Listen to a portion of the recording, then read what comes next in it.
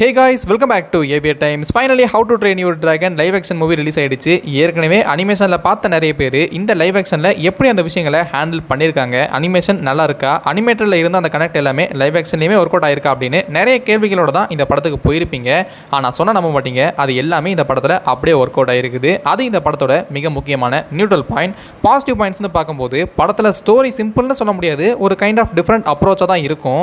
Like ஆதி காலத்தில் ஒரு Vikings group இருக்காங்க, அவங்க அங்கே இருக்கிற டிராகன்ஸை ஃபைட் பண்ணி வின் பண்ண தான் போராடிட்டு இருக்காங்க.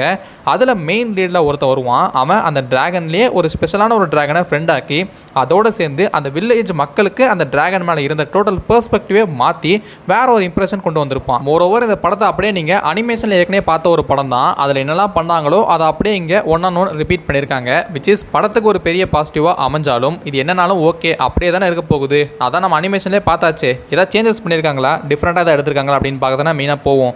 ஆனால் அது இல்லைன்னு தெரிஞ்சும் டிசப்பாயின்மெண்ட் ஆகாத வகையில் ஒன் ஆன் ஒன் அப்படியே எடுத்தாலும் அது அனிமேஷன் இல்லாமல் லைவ் ஆக்ஷனில் பார்க்கும்போது டிஃப்ரெண்ட் ஃபீல் அவங்களுக்கு கொடுத்துருக்கும். ஏன்னா அந்த டிராகன்ஸை பார்க்குறது, வைக்கிங்ஸோட அந்த லேண்டு, அங்கே இருக்கிற நேச்சர் அண்ட் அந்த பேட்டில் ரிங்குன்னு எல்லாமே ஒரு கைண்ட் ஆஃப் ஃப்ரெஷ்ஷாக தான் உங்களுக்கு ஃபீல் ஆகிருக்கும். அனிமேஷனில் பார்க்குறதுக்கும் லைவ் ஆக்ஷனில் பார்க்குறதுக்கும் ஒரு வித்தியாசம் இருக்குதுல்ல, அதை இங்கே நல்லாவே பண்ணியிருப்பாங்க. அண்ட் மெயினாக சினிமோட்டோகிராஃபி பயங்கரமாக பண்ணியிருப்பாங்க.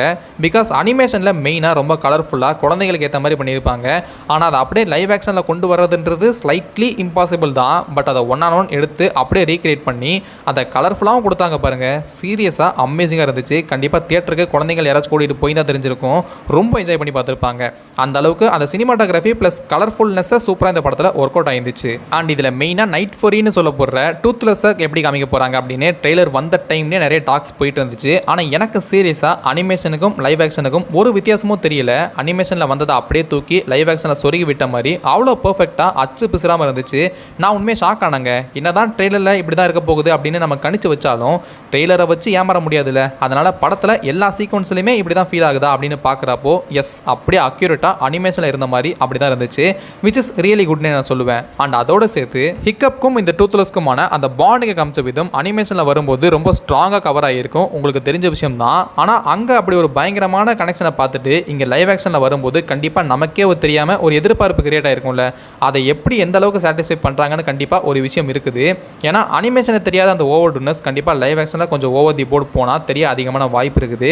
அதனால் ரொம்ப கேர்ஃபுல்லாக அந்த எமோஷனல் விஷயங்களை ஹேண்டில் பண்ணணும். ஸோ அதை இந்த படத்தில் ரொம்பவே நல்லா ஹேண்டில் பண்ணியிருக்காங்க.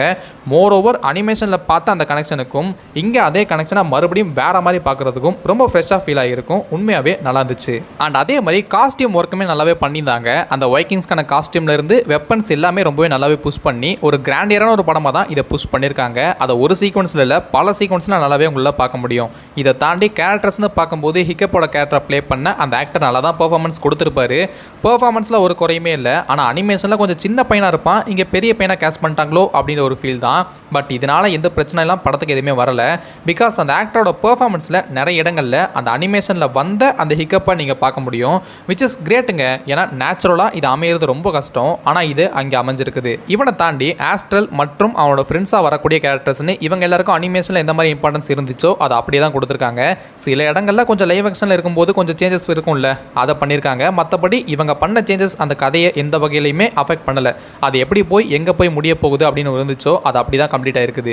ஸோ நிறைய பாசிட்டிவ்ஸ் பற்றி பார்த்தாச்சு. நெகட்டிவ்ஸ் என்னென்னு பார்த்தலாமா? நெகட்டிவ்ஸ்னு இந்த படத்தில் எதனா நான் சொல்லுவேன் அப்படி தாங்க இருக்குது. பிகாஸ் அவ்வளோ சூப்பராக ப்ரெசென்ட் பண்ணியிருக்காங்க. பட் இதில் நெகட்டிவாக சொல்லணும்னா இந்த உலகத்தை எக்ஸ்ப்ளோர் பண்ணுறது பெருசாக பண்ணலையோ அப்படின்னு தாங்க தோணுது. பிகாஸ் அனிமேஷனில் ஃபஸ்ட்டு மூவியும் இப்படி தான் இருக்கும். ஆனால் அது ஃபஸ்ட்டு மூவியில் ஸோ முதல்ல இப்படி எடுப்போம், இது சக்ஸஸ் ஆச்சுன்னா இதுக்கப்புறம் வரப்போகிற படங்களில் இந்த உலகத்தை எக்ஸ்ப்ளோர் பண்ணி நல்லாவே ப்ரெசென்ட் பண்ணலாம் அப்படின்னு ஒரு ஐடியாவில் இருந்திருப்பாங்க போல. அதுக்கேற்ற மாதிரி அடுத்தடுத்து வந்த படங்கள் சீரீஸ்னு அதில் இந்த உலகத்தை நல்லாவே எக்ஸ்ப்ளோர் பண்ணியிருப்பாங்க. ஆனால் இங்கே இப்படிலாம் ரசித்தாங்க. ஸோ இதை வச்சா நல்லாயிருக்கும், பத்தாவதுக்கு லைவ் ஆக்ஷனில் 30 மினிட்ஸ் ஜாஸ்தி வேறு பண்ணியிருக்காங்க. ஸோ அதை ட்ரை பண்ணியிருக்கலாமோ அப்படின்னு தான் தோணுது. ஸோ அது ஒரு நெகட்டிவாக சொல்லலாம். மற்றபடி பெருசாக இந்த படத்தில் நெகட்டிவ்னு சொல்ல எதுவுமே இல்லைங்க. பிகாஸ் சூப்பராக எடுத்திருக்காங்க, எதுவும் ஓவர் டூ பண்ணாமல் கரெக்டான லென்த்தில் அனிமேஷனை அப்படியே எடுத்தாலும் அதை ரசிக்கிற மாதிரி ரொம்ப ஃப்ரெஷ்ஷாக லைவ் ஆக்ஷனில் காமிச்சது எனக்கு ரொம்ப பிடிச்சிருந்துச்சு. ஸோ இந்த படத்துக்கு என்னோட ரேட்டிங் அவுட் ஆஃப் 5 கண்டிப்பாக நான் 4.7 கொடுப்பேன். ஸோ இதே மாதிரி நீங்கள் இந்த படத்தை பார்த்துட்டீங்களா, உங்களுக்கு இந்த படம் எப்படி ஃபீல் ஆச்சு அப்படின்றத மறக்காமல் நீங்கள் கமெண்ட்டில் சொல்லுங்கள். நான் ஒரு வேலை தர மன வீடியோவில் சந்திக்கிற வரைக்கும் டாட்டா பை பாய்.